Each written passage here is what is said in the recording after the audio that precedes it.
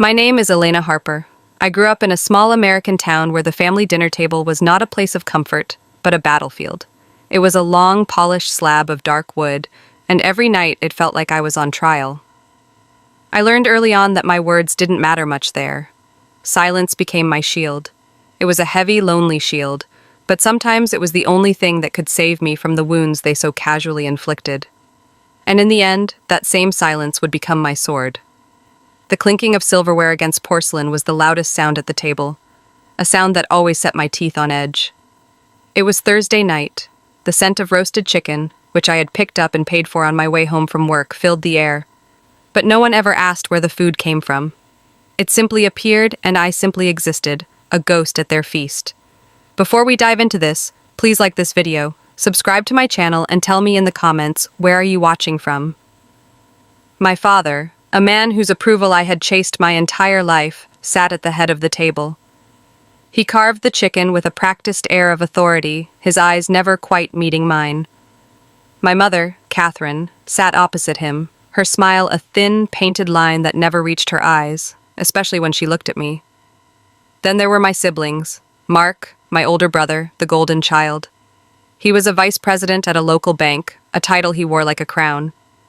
And my younger sister Chloe, the beautiful, spoiled princess of the family who had just gotten engaged to a man with a trust fund. And then there was me.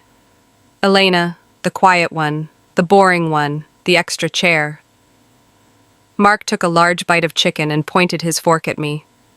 "So, Elena," he began, his voice dripping with condescension, "close any big deals on whatever it is you do, selling paper clips, answering phones?" Chloe giggled, a tinkling sound that grated on my nerves. "Be nice, Mark. She's what is it again? An administrative assistant?" She said the title like it was a contagious disease. "I'm in property management, Chloe. We've been over this," I said, my voice barely a whisper. My own plate was mostly untouched. My stomach was a tight knot of anxiety. Right, property management," Mark sneered. He leaned back in his chair. "Honestly, I have to ask, what do you even bring to this family? Anything? You just sit there. You don't have an interesting job, you're not married, you don't have any exciting news, you're just present." The words hit me like physical blows. I felt the heat rise in my cheeks. I wanted to scream at him. I wanted to tell him that my boring job paid for the new furnace last winter when Dad's pension didn't cover it. That my paycheck had covered Chloe's credit card debt last month so her fiancé wouldn't find out. That I was the one who drove Mom to her doctor's appointments because everyone else was too busy. But I said nothing. I just stared at my plate. My mother laughed.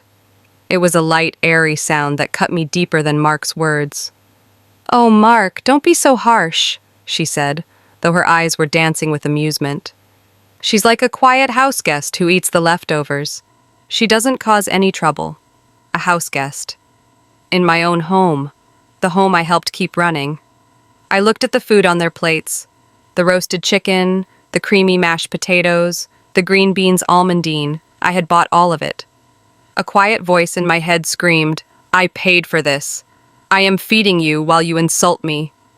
I bit my tongue, the metallic taste of blood a sharp anchor in the swirling sea of my humiliation.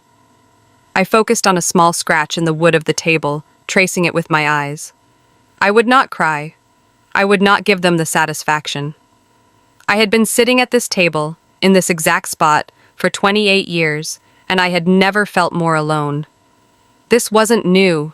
It was a story told over and over, in 1,000 different ways. My entire life had been lived in the shadows of my siblings. Mark was the smart one, with trophies on the mantelpiece. Chloe was the pretty one, with dance photos covering the walls. My successes were quiet, practical, and therefore invisible. I remembered my high school graduation. Mark had gone to a state university, and his graduation party was a massive backyard barbecue with half the town invited. When I graduated from community college, my parents took us all to a chain restaurant for dinner. My father spent the entire meal talking about a promotion Mark had just gotten. No one even asked me what my plans were. The small scholarship I'd worked so hard for went unmentioned. While they were paying for Mark's fraternity dues and Chloe's ballet lessons, I was flipping burgers and stocking shelves to support myself. I paid for my own books, my own car, my own way. I thought it would make them proud. Instead, they saw it as proof that I didn't need them. And if I didn't need them, they didn't need to see me. Every holiday I was seated at the corner, the forgotten edge. The nickname started when I was 16. We had family over, and there weren't enough chairs. My mother, without a second thought, said, "Oh, Elena can sit at the card table in the corner. She's the extra chair anyway." Everyone laughed. The name stuck. The extra chair. It was a joke to them. To me, it was a constant reminder of my place. Back at the dinner table, the humiliation was still hanging in the air. I had hoped they would just forget about me again. But Chloe wasn't done. She looked at me, a fake pity in her eyes, and sighed dramatically. "You know, Elena," she said, her voice syrupy sweet, "maybe if you had actually done something with your life, been a little more ambitious, you wouldn't look so pathetic sitting here." Pathetic. The word echoed in the sudden silence. It landed right in the center of my chest. Then came the laughter, my father's short, sharp laugh, Mark's snort, my mother's thin, empty smile. That was it. That was the moment something inside me broke. It wasn't a loud shatter, but a quiet, clean snap. The part of me that had spent years craving their approval just died. My hands were trembling under the table. I folded my napkin, placed it neatly beside my plate, and stood up. My chair scraped against the hardwood floor. 4 pairs of eyes turned to me, surprised. "Excuse me," I said. My voice was eerily calm, steady. "Where are you going? You barely touched your food," my mother said, annoyed. I looked at her, really looked at her, and saw a stranger. "I've lost my appetite," I said simply. I walked out of the dining room, my back straight. With each step, I could feel the burning humiliation solidifying into something hard and cold. It was determination. I went up to my old bedroom and closed the door. There was only a cold, clear thought in my mind. They will never respect me. Not unless they are forced to. Not unless I make them. What my family didn't know was that my life was not pathetic. It was a carefully constructed fortress, built in the silence they so easily ignored. My boring job in property management was just the beginning. It taught me the nuts and bolts of the real estate industry. While they were living their lives, I was spending my evenings and weekends devouring books on investment, studying market trends, and saving every single penny.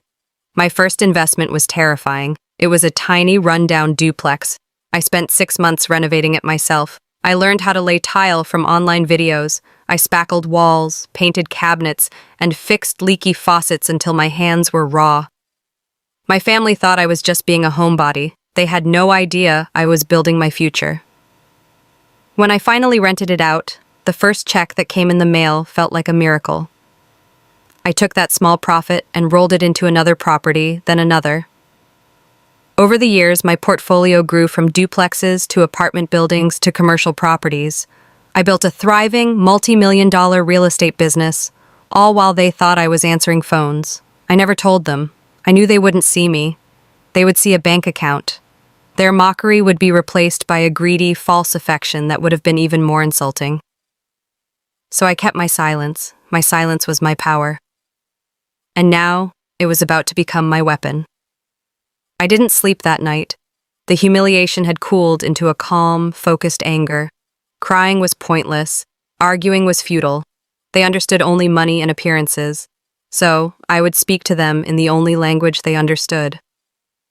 At 7:00 a.m. the next morning, I sent a simple text message to the family group chat. It read, "Dinner's on me, tomorrow night at 7, dress well." The replies came almost instantly. My mother, "Oh, Elena, that's so sweet of you. Are you trying to make up for being so cold last night? Of course, we'll be there." Chloe, "Ooh, where are we going? Somewhere nice, I hope. I have a new dress I want to wear." Mark, "About time you contributed something. Don't pick a cheap place." They were so predictable, so smug. They thought I was crawling back to them. Let them think that. Let their pride swell one last time before I shattered it. The next evening, I stood waiting on the stone steps of the estate. It was my most recent acquisition, a magnificent stone manor set on 50 acres of rolling hills just outside of town. It was known as the Blackwood Estate. A long, winding driveway lined with ancient oak trees led up to the house. As the clock struck 7, I saw the familiar headlights of my father's sedan making its way up the drive. I smoothed down my simple but elegant black dress and waited. The car pulled up. They got out, their expressions a mixture of awe and bewilderment. "Elena? What is this?" my father asked, his voice tight with suspicion. "Did you get a job here as a caterer or something?" "Is this some kind of joke?" Mark muttered. "We're going to be late for our reservation." I smiled. It was a calm, genuine smile. For the first time, I held all the power. "There's no reservation," I said, gesturing towards the enormous carved wooden doors behind me. "We're eating here," Chloe scoffed. "Here? Elena, this is the old Blackwood place. It's worth millions. You can't just have dinner here." I looked at each of them, at their doubt, their arrogance. Then I delivered the line I had been rehearsing in my head for 24 hours. "You're right," I said. "You can't just have dinner here." I paused. "But I can. It's my house." Silence. Complete, stunned, absolute silence. My father's jaw dropped. My mother's hand flew to her pearls. It was Mark who spoke first, his voice a choked whisper. This isn't your house." It was a desperate denial of reality. I just smiled again. "Welcome to my home," I said, opening the grand doors. "Dinner is almost ready." I led them through the grand foyer, its marble floors gleaming under a crystal chandelier. I took them into the formal dining hall. The room was breathtaking. A 30-foot-long mahogany table was set with glowing candles, fresh flowers, and the finest china. At the far end of the room, a fire crackled in a massive stone fireplace. 2 professionally dressed servers entered with champagne. "Good evening, Ms. Harper," the head server said with a polite nod. Ms. Harper. The title seemed to stun them more than the house itself. I was no longer just Elena. As we sat down, the servers began to bring out the first course. Seared scallops with a saffron risotto. The same people who had mocked me over roasted chicken were now being served a meal fit for royalty in my home. They ate in stiff, awkward silence. Finally, Chloe couldn't take it anymore. Her voice was a small whisper. "How? How could you possibly afford all this?" I took a delicate sip of my champagne. "While you were all talking," I said, my voice even and calm, "I was working. While you were laughing, I was learning. While you mocked, I built." My words fell into the silent room. My father cleared his throat. "Elena, I don't understand. Your job? It can't pay for this." "My job gave me the knowledge," I replied. "My ambition did the rest. I own an investment company, Harper Properties. We own and manage over 40 buildings across the state." Mark choked on his water. "Harper Properties? The Harper Properties? I've heard of them. That's you?" "Yes, Mark," I said. "That's me." His face, usually so arrogant, was pale. My mother forced a bright, trembling smile. "Oh, darling, why didn't you ever tell us? We would have been so proud." "Would you have been?" I asked softly. "Or would you have just seen a new source of funding for your lives?" Her smile died. I stood up, holding my champagne flute. "I'd like to propose a toast," I said. They all looked up at me. "To family," I began, my voice clear and strong. "Who taught me one of the most valuable lessons of my life. They taught me that hunger isn't always for food. Sometimes it's for respect. And they taught me that the only way to satisfy that hunger is to feed it yourself. To family." I raised my glass. No one moved. My success was the only rebuttal I needed. Their pride, once so monumental, now lay in shattered pieces on the floor of my dining hall. The rest of the dinner passed in a surreal, awkward haze. They tried to save face. My father started asking clumsy questions about market capitalization. Mark attempted to offer me some unsolicited big brotherly financial advice, which was laughable. Chloe kept complimenting the house, each compliment a desperate plea. I was polite, but the burning need for their approval was gone. The power dynamic in our family had been permanently redrawn. For 28 years, I had been the extra chair at their table. Now they were guests at mine. When the evening was over, I walked them to the door. They mumbled their goodbyes, their eyes avoiding mine. As they got into their car and drove away, back into the world where they used to be the center of my universe, I felt a profound sense of peace. I had not destroyed them. I had simply revealed them, and in doing so, I had finally set myself free. I stood on those stone steps for a long time. I learned something that night. The loudest revenge isn't shouting. It isn't confrontation. It's the quiet, undeniable unveiling of a life they swore you could never have. It's the silence that follows when they realize they were wrong about everything. My family's mockery was a cage they tried to build around me, but they gave me the very tools I needed to break free. Every insult was a motivation. Every dismissal was a reason to work harder in secret. They thought my silence was weakness, but it was my greatest strength. It was the space where I grew, where I built, where I became the architect of my own life. If you've ever been made to feel small by the very people who were supposed to build you up, do not let their laughter define you. Don't let their words become the blueprint for your life. Take that pain, that humiliation, and turn it into fuel. Build your own house. It may not be a mansion of stone and marble. It could be a career, a talent, or simply a quiet, unshakable sense of your own self-worth. Build it in silence. Build it with dedication. Build it for yourself. And one day when you are ready, you can invite them in. You won't have to say a word. The life you have built will be the only answer you'll ever need. Let your success be your voice, your peace be your victory, and your silence be the most powerful sound they have ever heard.